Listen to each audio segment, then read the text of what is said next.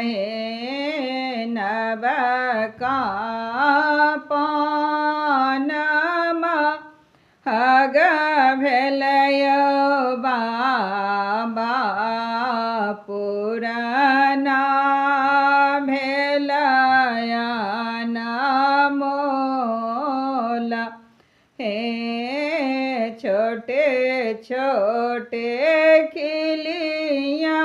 लगे भैया बाबा सौ जाना होता है छोटे छोटे खिलियाँ लगे भैया बाबा